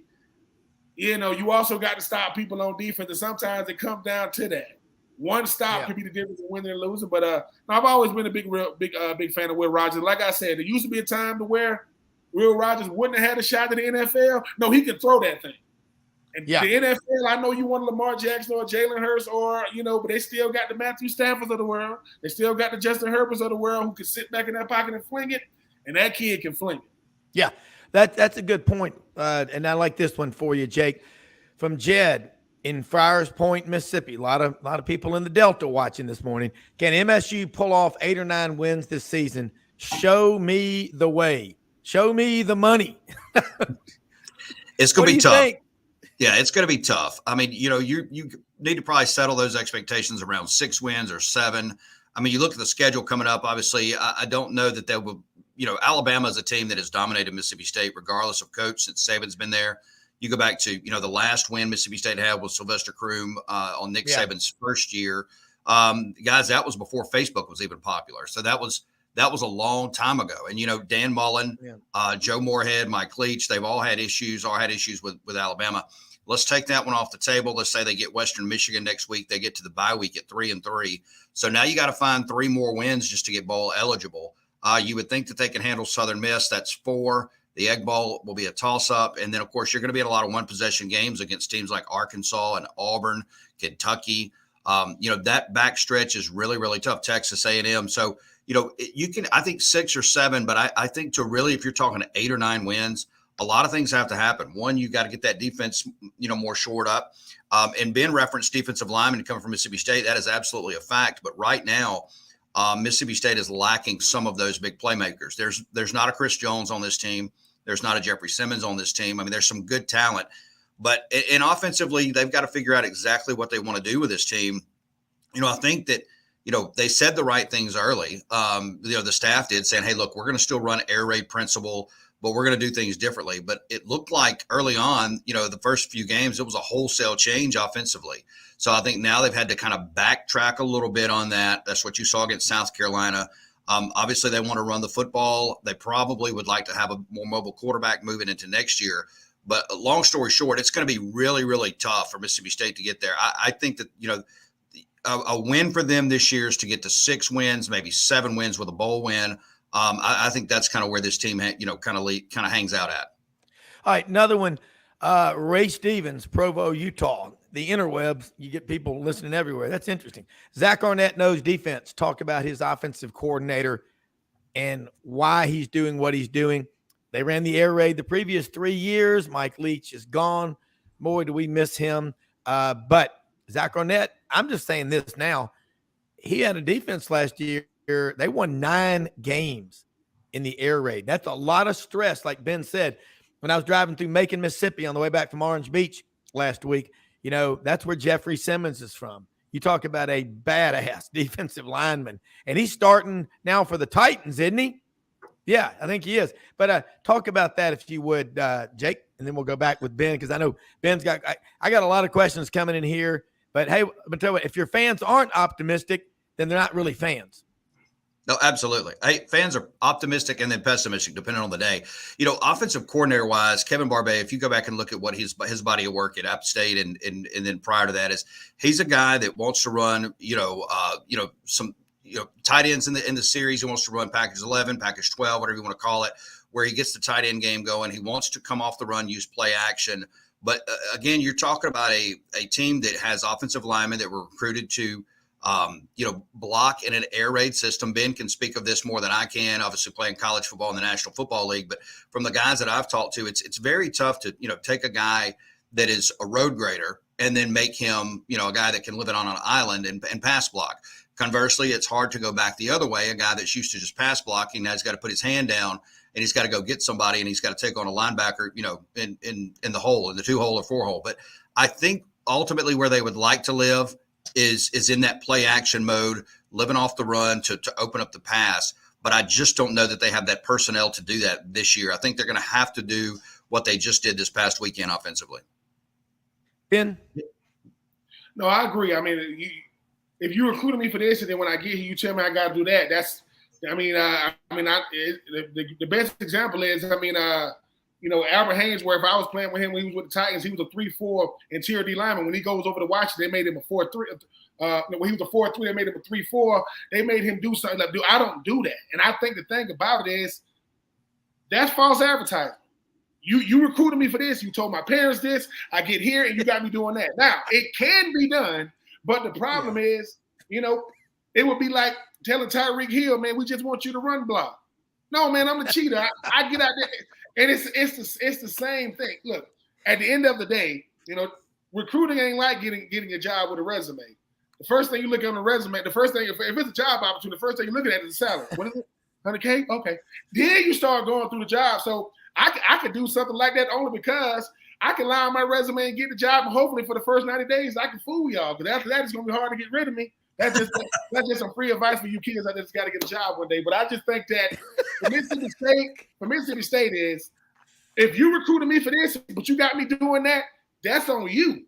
Because I've been this my whole road grading or pass catching tight ends have been pass catching tight ends their whole life. Brock Bowers for Georgia. Yeah, he can block, but they had Darnell Washington for that last year, right? He can put his hand in the dirt, but that's not what he's built for. So I think for Mississippi State, it is saying, hey, when Georgia Tech went from the triple to what they're doing now, you see how great the triple looks now? People didn't like it. They were the only team in the ACC that done it. They also went to an ACC championship. Their coach is also in the College Football Hall of Fame because it worked. Now, and we're the only ones that was doing it. If Mississippi State is going to be the only air raid, you better have guys built to do it or have two tight ends, one that blocks and one that catches. You can't have two big guys that want to block and they say, hey, man, I can catch a little bit. Yeah, well, these linebackers can run. These safeties can hit. And these schemes, put you, get you out of what you want to do. So, yeah, that's the part. Can a guy get bigger? Can a guy come in small and get a little bigger as long as you ain't changed his position? Yeah. But when people say Lamar Jackson reminds me of Cam Newton, no, he don't, because they don't look the same. They do similar things, but they are not. Cam Newton walks in the room and you like, hey, man, defense is down the hall. No, I'm the quarterback. What? That's the quarterback right there. When Lamar Jackson walks in, you say, hey, receivers are down the hall. Nope, I'm the same position. So I think for Mississippi State, don't tell the parents this, because when people say, hey, man, everybody want to go to Mississippi State. It's one of the premier schools in the country. Don't give me that. Oh, I would no. But don't recruit me for this. Put athlete next to my name goes if I'm a quarterback that got to move position, or if I'm a linebacker that might have to play something like that. But as far as old linemen, tight ends, we don't have this complexities in our skill sets like that. Stop looking at Travis Kelce and George Kittle and Kyle Pitts. Those are unicorns. These guys are the greatest at what they do. For college, this is going to be my last time playing football. Coach, I came here to block the hell out of somebody. And now you telling me you got to get out there in the passing game. What? So when you call it home, like, mama, what? Man, I got to start eating kale. I can't be eating no carbs no more. Why? Because I got to get lean, right? But then the guy on blocking ain't lean. The guy on blocking is a big dude. So if you want a guy that can do both, tell him that when you sitting in his mama's living room. Hey, we know you block, but we gonna want you to. Because if I come on, if I'm from Mississippi, does a Mississippi State tight end sound like a guy that's gonna catch, pass, or block the hell out you too? But then he gets there and they say, "Hey, coach, man, give me any number. We're gonna give you an 80 number. Why? Because you got to go down there, and do pass scale. No, man, don't do that. Only because, do you want to be an all-around tight end? Yes, I'm not saying that. The easy thing a tight end got to learn how to do is catch. The hardest thing he has to realize, you got to block. That's the hardest thing he got to realize. But if all I want to do is block, and you making me catch, it could be a little stretch because, like I said, you know, I do radio for a living. If I got to do the writing, if I got to put out the stories, I'm gonna put them out. Spell check, toe up. Grammar, first person, second person, interrogative statements, and I don't know how to. I don't have an editor. Dangling participles. No, listen. At the end of the day, right? Listen, the other weekend I CC somebody on the email. Probably won't happen again, and I had to do that. Just let me be what I am. It's much better than let me be what you told me I am. And football is easier. I say this. The people who do the complex the best are masters of the simple. I heard that every day in football. People who do complex well, they are masters at simple stuff. That is football. Yeah. Let me master the simple thing. And then if we want to run a trick play, okay. Because I think for Mississippi State, Will Rogers can do anything with a football we're throwing at them. I think anything, he can do it. But if the defense, if I'm in an air raid because I like to throw, I'm in an air raid because they can't stop them, I'm going to have some great stats at the end of the season. I'm going to be up in the 4,000 or 5,000 yard passing, but the wins ain't gonna total it. So I think for Mississippi State, like I said, I don't know how they recruiting these boys, but every time you go to a new coach, that's a new scheme. Every time you go to a new coach, that's a new scheme. Every single time, and you got to start over. But I like Mississippi State's chances, man. Like I said, I know Auburn is the greatest rivalry in football. I give it. It's the Iron Bowl. The Egg Bowl might be number 2, people. And for those of you who don't know, look, the whole state shuts down. Whole thing. Florida State, that state ain't shut down. You got 100 colleges in the state of. You know, I just think for me, I didn't appreciate. Listen, I apologize, Egg Bowl. I didn't understand how serious it was. You know, but at the end of the day, people be known for the rest of their life for what happens or don't happen. Ask Lane Kiffin about the Egg Bowl. He know what it is. Yeah. Listen, it'll cost you a career. In Oxford, the Italian restaurant has a real name. It's called Da Vinci's or something like that. The Italian restaurant in Starksville is called the Italian restaurant. That's what it's called. That's the name of it. It's called the Italian restaurant. And the food in Stark Vegas is better than the food in Oxford. I don't care how you feel, Oxford. That food in Oxford is not good. The food in Stark Vegas, good as hell, man. But you better get in line quick, because it's a cool look. Ben, I'm with you. It's a cool place. Got another point here from David Baker. His kids, the Baker Bowl, 487 yards. They played a way better game opening up the passing, Jake. You got to be encouraged by that. And you're the one, and Ben, Jake said this throughout the summer because, you don't just show up a week before football season and start talking football. On this show, we do it 300-plus shows a year. And, Jake, you pointed out, I want to give you credit. You said, whereas Will Rogers, 4,000 yards passing, he may struggle to get 3,000 this year in this new offense. Expand on that. Well, just for the opportunities to throw the football. I mean, you look at Mississippi State. I mean, they lived at about 85 or 90% of their play calling over the last 3 or 4 years was going to be in the passing game. And they were very adamant about wanting to change this and implement more of a running style. I mean, they picked up some transfer portal running backs. They really had to kind of stockpile junior college transfer guys in just to give them some depth in the running game. So you knew after you went back and you just kind of looked at the cut-ups of what Kevin Barbay did at other places that, hey, okay, this is a guy that wants to run the ball. And there's nothing wrong with that, which means, obviously they're going to make a dedicated effort to do that. So Will Rogers' numbers are going to go down. However, again, you get your teeth kicked in by LSU. You really can't do anything. You say, hey, maybe we need to pivot this thing back. Let's see what their approach is against Alabama. Is it more so a disastrous look of trying to, force feed the run against like they did against LSU, or do they open up Alabama and throw the football this weekend? They may have to pivot, and they may not be in the position to where they want to, have a 55-45 split on play call and run versus pass this year. That may have to come, in the coming years. Yeah. Look, Jake, I know you said that you've got a hard out at 25 after. Wish we could keep you on. Love having you on. You're a native, a Rankin, Mississippi? There you go. Rankin County. There you go. Rankin County, yeah, Mississippi. It's two something, Mississippi. That's how we say it, not Mississippi. And I told you how I learned how to spell Mississippi as a kid. I was smart enough to do this as a teenage boy they had the cheerleading camp over at the University of Memphis campus over there by the waterworks. And as a kid, I would always go over there just to watch the cheerleaders. And the Ole Miss cheerleaders used to do this cheer, MISSI, So someone asked me how to spell Mississippi. I almost inadvertently will say MISSI. God, I love that state. I love the people down there. I love the Junction. We had James Shimon on the show before the LSU game in the Junction. Tell people how they can follow you.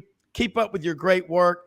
And I love coming on your show because it is organized like only an engineer can do it. It's bam, bam, bam. It's great content. You got a great producer. You got an awesome team, and we appreciate you sharing your time with us. Absolutely, guys. I appreciate you guys. Always good to get both of you on, and we'll, of course, do that here in the coming days and weeks ahead. On Twitter, at Jake Wim. That's the easiest way. All the content's out there, and then, of course, it backtracks to cfbhourglass.com. So just go to Twitter, formerly known as Twitter, now X, just at Jake Wim. You can always stream the show if you're outside the state of Mississippi on the zone1059.com. That's the zone1059.com. We'll be on today 3 to 6, chalking it up. Hey, we love it, man. Thanks again. We'll look forward to next week, okay? All right, guys. Talk to you soon. Have a good week. All right, you too. Hey, Ben, a lot of stuff coming in here. And I love the one from Horatio Alger, who's the story of the guy that rose up against all odds and won. I remember one time, legendary Auburn football coach Ralph Shug Jordan from Selma, Alabama, and he got the nickname Shug because he loved sugar cane growing up as a small boy born September 25th, 1910. And that was his birthday yesterday. He'd be 113 if he were still living. But his son, Ralph Jr., is a good friend of mine, lives over in Norris, Tennessee. One time Auburn was going up to play in the Iron Bowl. Well, he's the one who named the Iron Bowl. They said, well, we're not going to a bowl this year. Back then, there were only about 10 of them. And he said, but we're going to Birmingham, and we're going to win that damn Iron Bowl. And he named because of the steel industry there in Birmingham. Another thing Shug Jordan said one time when Auburn was a prohibitive underdog in a game against Alabama, he said, well, I seem to recall David was about a 40-point underdog to Goliath. I mean, that's a deep thinker, isn't it? That's a deep thinker. I love that. Yeah. But Horatio Alger is the great story about somebody rising up against the odds. You know what I love about sports? And you just can't make this stuff up is Ben, the lessons that you learned on the practice field, on the football field, from your father, from your mother, from your grandparents, your book, Uncommon and Unfinished. It's a real treatise of the truth. And when I see Roman Harper, who I've gotten to know in the last year from media days, I always followed his career. He always jokes, he goes, man, you call me the truth broker. And I said, well, you do, because if someone asks Roman, does the dress make me look fat? And if it does, he's going to say, it doesn't make you look fat. It makes you look huge. No, he's going to tell you the truth, and you will too. But the lessons that you learn working your ass off on the practice field, in the locker room, learning how to work with other people, maybe that you don't see eye to eye on everything, because I don't see eye to eye with anybody on everything ever. I mean, but I find the good in people. How many times do you catch yourself every day of your life looking back on those 5 a.m. workouts, in January and February and in the spring and in the summer, being pushed hard by your coaches, but ultimately pushing yourself hard, because when you're alone, isn't that what character is? Doing the right thing, even when no one's got a camera on you. But don't you learn those lessons, and you just love the people who put a foot up your rear end and said, you will not fail. You will not quit. You will never, ever get that chance around me, and don't ever give your chance by yourself either. It's the greatest. It really, really is. And obviously the hardest thing to understand, Rob, is what you have, why you have it. When you 18 and 23 years old, and these coaches they don't give you an inch. And the reason, and when the coach said, the reason why I don't give you an inch, I don't got to worry about you taking a mile. I don't got to worry about, and they're keeping you at a certain level mentally by working you at the highest level physically. That's what they're doing. Yeah. They're working you all the time. But when the coach says, listen, my motto is, until you get it right, it's not done. Until you get it right, it's not done. And I think certain people just want to get it done. They don't care how they get it. But they'll say, but did you do it right, though? What? Yeah. Did you do it right? I think that's the model that they're showing us, no matter what level of football it is. Did you do it right? Because If done right, it's done. If not done right, it's not done. And these players are under so much more scrutiny. I get it. So much more fanfare, so much more visibility, so much more access. But you know what? So what? This is what you signed up for. And as my daddy would say, listen, son, you want to deal with the sweet? Yeah, handle the bitter right. You want the sweet stuff? You got to handle the bitter right. And you got to pick your hard. It's gonna be hard. But you got to pick your hard. You got to pick, hey man, am I gonna make it harder on myself? No. I'm gonna go hard. That's the hard I pick. I'm just gonna go hard. So when your teammates ask you, hey Troupe, do you ever get tired? I go, individually, yes. Collectively, no. So for me, individually, I'm tired as all get out, man. But this ain't golf. This ain't swimming. There are individual sports that I could have played that when I want to bow out, I'll bow out. But I'm one of 11 every time I'm out here. So I want that when my name comes up, when I'm not in rooms, that you fighting for me. Oh, I want that dude. Who be it? Oh, because my work ethic is, listen, that my work ethic is all I have, man. That is my stamp of approval. And when a coach tells me, it ain't what you say about yourself, it's what they say about you. I said, who was they? Your teammates. What they said about you, that's what you were, because they saw everything, not just what you thought they saw. They saw every. I tell my children, I tell my nieces and nephews, I said, the first thing you got to be in sports is to be a great teammate. That's the first thing. Then you got to buy in. Then you got to be coachable. Then you got to be yourself. Then you got to have fun. Then be tenacious and win, lose, or draw, give it all you got. When Brian Dawkins said, all I want is all you got, that's football. So my youngest, my 12-year-old, my youngest. Only reason why that young lady don't play football for real is because her daddy said you ain't going out there. Not because she ain't tenacious. Not because I said, they're gonna make an example of you because of your gender. They're gonna try to, and then daddy gonna come out the stands. I can't. But the greatest thing I can say to my teammates and my coaches, Rob, is thank you, man, because I am not who I am without them because they pulled it out of me. I'm not that great of a player. I'm the greatest teammate there is. We can have a debate. Yeah. You can pull anybody. My resume, I said, go ask my teammates. Go ask them, did I ever pull them down? Go ask them, did I ever tear them down? I only picked them up, kept them up, because if it's me versus you for them, I'm gonna be hard to deal with. Me versus you with just me, hey man. But me versus you and they get the benefit from this, oh dude, you're gonna have to deal with me only because teams win games, players make plays, coaches decide to scheme, and when we all decide to do that collectively, we're gonna be a hell of a squad, man. So I can never say thank you to them people enough. Never. Yeah, and let me throw this thing. And I always think back about what happens when things don't go right. In Pat Dye's first year at Auburn in 1981, they got down on the 4-yard line against Tennessee with a minute left and couldn't get in the end zone, lost 10-7.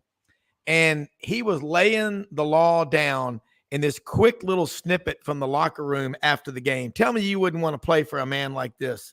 A lot of days when you lay your guts on the line and you come away empty-handed. Ain't a damn thing. Whoops, hold on. Let me bring that. I'm gonna re-cue that back up. Let me re-cue that back up, Ben. But the point I'm making is, here we go. All right, here we go. When you lay your guts on the line and you come away empty-handed, ain't a damn thing you can do about it but go back and lay them on the line again and again and again. Every coach, manager, glad to be associated with you. You'll keep fighting like you did today. You keep playing like that. We can build a foundation that we can live a long, long time on it all.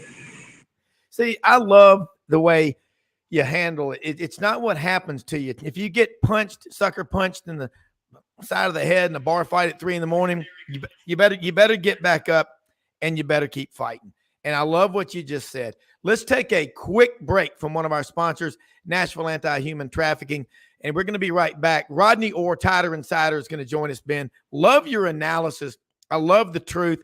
I'm going to tell you, folks, go on Amazon and get Uncommon Unfinished. I'm going to put it up here in just a second. Ben, your book is cool because I love the way you talk about your dad. I love how much you love your family. and you love the people around you. And I love what you said, and I hope everybody listening, I wasn't a teammate that tore people down. I was always there for people. And I've always said this to people.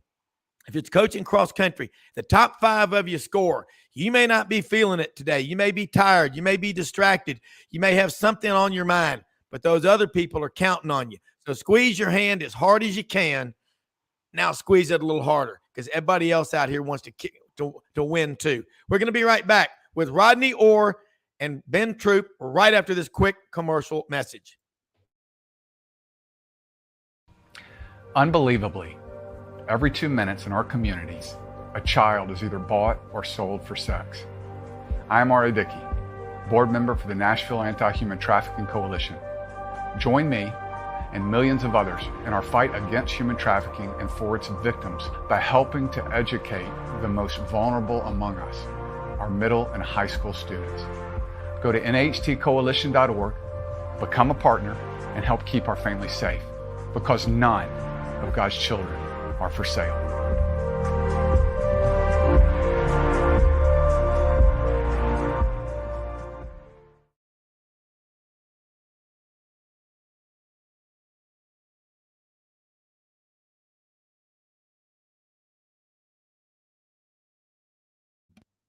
All right, Rob Browne back here with you. We got a lot of football to cover, and we're going to get in right here with Rodney Orr, Tighter Insider. And Rodney, I'm going to tell you the thing catching folks tonight, 6:30 in the p.m. Central Time on YouTube. Gary Harris, Rodney Orr, Tighter Insider TV out of the studios at WVUA TV 23 in Tuscaloosa. They will get in-depth coverage of the Crimson Tide on all levels. These guys really know day in and day out what is going on with Alabama athletics. And Rodney, last Saturday, there was a moment in that game when I think the players started to understand what Kevin Steele talks about. Not, how do we handle adversity? We are your adversity. We're coming after you. There was a play in that Ole Miss game where Dallas Turner, another product of the great Catholic school system here in America, St. Thomas Aquinas in Fort Lauderdale, back-to-back state champions. Dallas Turner put a lick on the quarterback and just kind of stood up like, Coach Steele is right. We're coming after you. I saw that, okay? 24-10, the final. What were the takeaways from that win for you? Because, again, you have forgotten more about Alabama than I know. Well, I don't know about all that, Rob, but no, I thought it was a good win. I thought obviously in the second half, Alabama played extremely well, at least relatively speaking, after a first half that was pretty dismal. Now, the defense, I think, the defense has played great all year for the most part. I think only the fourth quarter against Texas would be an aberration to that, but they've played extremely well. Kevin Steele's done an incredible job there on the defensive side. Again, they're limiting points scored, all of those things that, lead to success and winning games on that side of the ball. They've done them. So they're much improved on that side of the ball, fundamentally sound for the most part. So I think those things are encouraging, but, offensively in the first half, they were really dismal. Obviously, again, they struggled some up front, blocking, whether it was in the run game or even, certainly pass protection at times as well. I think Milroe was pretty uncertain for the most part about what he wanted to do with the ball. He had an interception there in the end zone, a cardinal sin. You never throw into double coverage, but you certainly don't want to do it down there on third down into double coverage in the end zone. It's just a bad decision. So the second half, he played a lot better. I thought he got certainly the offensive line played better. And, it was a good, solid win, Rob, but it's one game. How do you move forward? There's a lot of competition coming up, obviously Mississippi State this week. Then you go on the road to Texas A&M. You've got Arkansas, you got Tennessee, you got LSU coming up, and eventually you wind up the regular season at Auburn. So there's a lot of difficult games, I think, still on the schedule. And we're going to find out a lot about Alabama over these next few weeks. Well, you know, I looked at that game Saturday. It's pretty close at halftime. Alabama either adjusted or Ole Miss didn't in the second half. I think it was more the talent of Alabama really came through. Let's talk about that linebacker room. You mentioned in the preseason 8 5-stars on the roster. And player development is everything. Rodney, if you have a Fresh Market or whatever the best grocery store is in Tuscaloosa, and you went there and spent a couple of $1,000s on groceries and left them in the back of your truck or in the trunk of your SUV, or some people still drive sedans, but if you left them there for a week, they're not going to be developed. It's the same thing with players. Let's talk about that linebacker room and that push from the defensive line, because the one thing Freddie Roach hasn't done yet, I don't think, is had one of his guys go to the NFL. And is there anyone on that roster who you think's going to get to the NFL? Well, again, I think some of those guys that did make it then, Christian Barmore, for example, Fedarian Mathis, those guys were recruited by other coaches that were defensive line coaches at Alabama. I think that's the one thing with, Freddie Roach is, in terms of his defensive line, is development. I think that's the one thing, and I'm not being critical of Freddie. Everyone's saying the same thing, Rob. I mean, when are these guys going to be developed? And, I think that Freddie seems to be doing a better job, or at least that you see the players being playing better. I think more sound up front defensively. So you credit Freddie for that. But I still think there's a long way to go, in that regard. I think they've got to get some of these younger players ready to go and get them developed. And, Jaheim Otis was out against South Florida. He was back this week. Jaheim looked really good. I think Tim Smith had one of his better games, which Tim Smith's a potential All-American. There's no doubt about that. So they've got some players up front. Defensively. I see some notes coming in, Rob. It looks like talking about Jalen Milroe looked better. Yeah. In the Ole Miss game. And I saw another one that said, it's not your mistakes, it's how you respond to them. And all of those things are true. Yeah. And we're going to continue to find out, like I said, how Alabama responds. And I do think he looked better in the second half, Milroe, against Ole Miss, certainly. So we'll see. Now, look, let me say this too. Well, while we're talking about that, if you don't mind. Yeah, absolutely. Yeah, I talked to somebody last night, actually, former NFL quarterback, and he was like, look, he said, Tommy Rees made a mistake on that, obviously on that call at the goal line when they were in the gun, and, they should have been under center and just do a quarterback sneak. But other than that, he said Tommy Rees has done a really good job, is doing a good job with Jalen Milroe. He's trying to put him in positions to have success. He said he simplified a lot of things for him in this second half and throughout this game, tried to give him throws where he didn't have to. It's quick throws, get the ball out quickly, short throws, and then, a lot of throws down the field to give him an opportunity. So that's kind of a kudos to Tommy Rees there. Yeah. Well, here's another one. George Jones, Selma, Alabama. The interwebs, you get listeners and viewers everywhere. Is Dallas Turner capable of taking half the field out of play? And you know what that means, just altering the course of the play from the offense. He may not have but 3 or 4 tackles in a game, and you'll see that sometimes with a great edge rusher or a great linebacker. I think Dallas Turner definitely has the ability to be a dominant player and to have that kind of impact. Yeah. I think as a true freshman, he started about half the season that year. And actually, I think he kind of came in the Ole Miss game. It was the Ole Miss game in that particular year in early October when Drew Sanders went down. And Dallas Turner ended up with 8.5 sacks, as a true freshman. Last year, he had half that production. But, in the last 2 weeks, he's had, I think, 4.5 sacks is what he's credited for. Yeah. So, yeah, Dallas Turner definitely has that ability. And you said 8 5-star. That wasn't all the linebackers. That was the outside linebackers. So they've got a lot of depth out there at that outside backer spot, a lot of talent. Wow. Well, and you look in, game in and game out, And I mean, last year, Will Anderson came in with all the preseason hype, having had 17 sacks in the 21 season. And then last year, I remember, I think in the Tennessee game, I'm not sure if he had a tackle, but again, a guy like that can alter the course of play where nobody's going to come near him anyway. So he pushes all the action over to the other side. So I think that's a good question, a good point, and I think a very good answer. Rodney, the quarterback situation, Tommy Reese, and I'm trying to type in the questions that come in and comments that are texted to me. They just come from the sidelines route.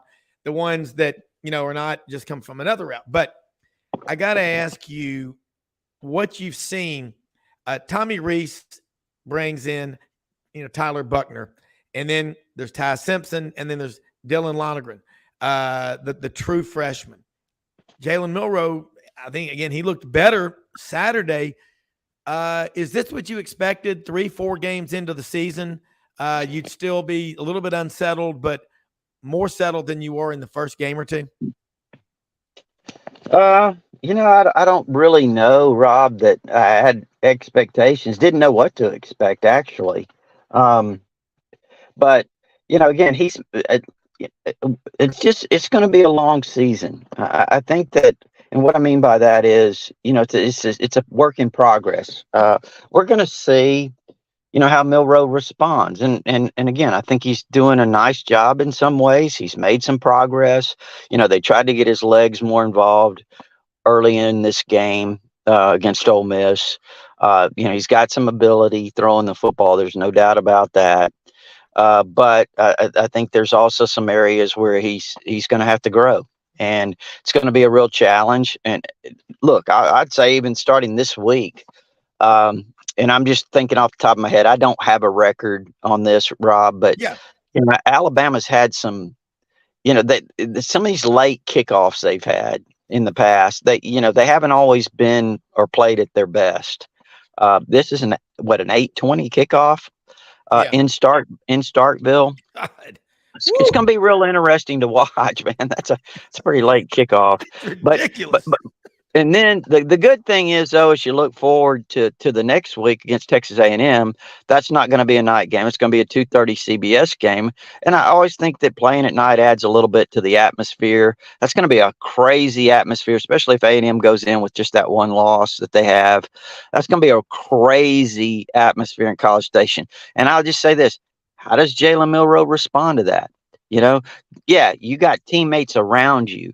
But when you're saying, okay, I'm the leader, I'm the quarterback, a lot of those teammates are going to feed off of you. That's part of being the quarterback. So I think it's going to be real interesting to see how does Jalen Milroe respond to that atmosphere. Yeah, and you sit there and Starkville can be a tough place to play. Mississippi State usually wins. We were talking with Jake Wimberly and Ben Troupe and I right before you came on. But you got to give the edge to Alabama. But when people look around and they say, Alabama, this team's not that good. Well, they're 3-1. And you go back to the Texas game and you look, wasn't it a 3 or 4 point game in the fourth quarter? Well, Alabama went in up 16-13 in the fourth quarter. That's what I thought. And they had not played extremely well. Of course, the dam broke in the fourth quarter.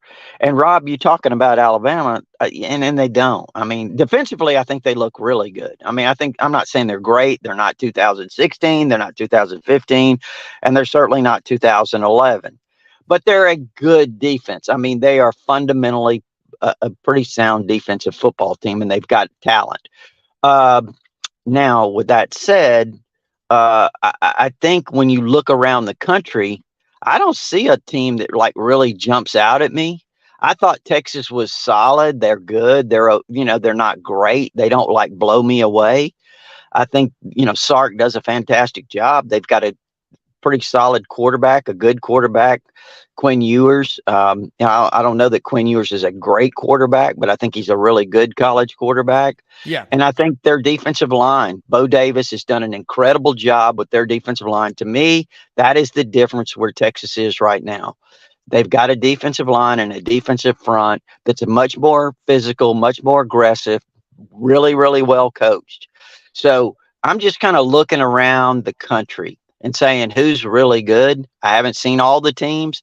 Georgia's obviously pretty good. I don't think they're nearly as good as they have been overall. So I really don't see a team that strikes me as a great team right now. Yeah. And, I watched the end of the Notre Dame Ohio State game the other night. And I think a lot of people think that Sam Hartman's the best quarterback in college football. And they had no offense until late, up 14-10. Then with 1 second left, they lose 17-14 to Ohio State. And I think about Ryan Day's post-game interview wanting to go pick a fight with a geriatric Lou Holtz. I mean, look, come on, man. I sound like somebody else. I didn't mean to say that. You got to be kidding me. But anyway, from Hannibal Lecter, God, hope he doesn't have me over for dinner, in Theodore, Alabama. Bama rolls the Bullies in a game that will be over around midnight. How'd you like to be living down on the coast, down in Mobile or Baldwin County in Orange Beach or something, have to drive home after that game because, there are hardly any hotels, but all these college towns are fun to visit. But, I'm just looking here. Here is, and here's another point from one of our listeners. Drew Sanders had a great season of football at Arkansas last year, played inside and blitzed a lot and had a huge sack total. Why did Alabama not move him inside? That's an interesting question from obviously a Razorback fan down in Fairhope. I think they would have. They might have. They certainly, I think it was a consideration had he stayed. Yeah, had he stayed. But he decided to leave, and there's probably a few reasons for that. But it worked out well for Drew, and I'm really glad for him. He was a great kid. Yeah, and look, that's the way you are, and I agree with you. Sometimes it's just people need to move on. Got a few questions. I want to do a little bit of history with you. Alabama football, 100,000 plus every game. Look at the crowds around the country. Rodney, almost 40 years ago, remember the 1984 CFA lawsuit, Chuck Ninus and the CFA, Oklahoma and Georgia really pushed that thing. We got all the games on TV. My dad's listening right now. He can remember back in the 50s when they started putting college football on TV. Oh, nobody will go to the games. They'll all watch them. And what were we told by the collective block?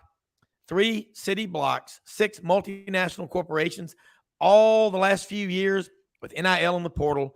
Nobody will go to the games. College football's ruined. Blah, blah, blah, blah, blah. They basically said college football was this. The respirator's on, the priest is in the room, and they're calling the kinfolks to the bedside. You, me, and all of us were saying nothing could be further from the truth because who owns college football? It's the fans. And I'll piggyback on something Mahatma Gandhi once said. I will not allow other people to walk through my mind with their dirty feet. Let that one sink in.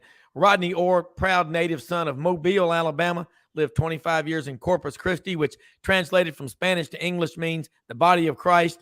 And this is one of the best people you will have anywhere covering, not just Alabama, but college football and life as well. But your thoughts on that? Well, you can hit on a lot of subjects quicker than anyone I've ever known, Rob. It's the coffee. What remind me, what are we talking about here? I got lost in all the diatribe. What I'm ADD. I'm ADD and OCD, so I think I forgot myself. I mean, but anyway, we're about out of time. I was just saying the fans own college football, and we were told how the games, nobody be going to the games, and I even saw an 85-inch flat screen at Best Buy last week. But the bottom line is, people, we are social animals. We want to be around each other. I go to a game, I go to the Auburn, Georgia game. Sure, I expect to win. The odds are against it.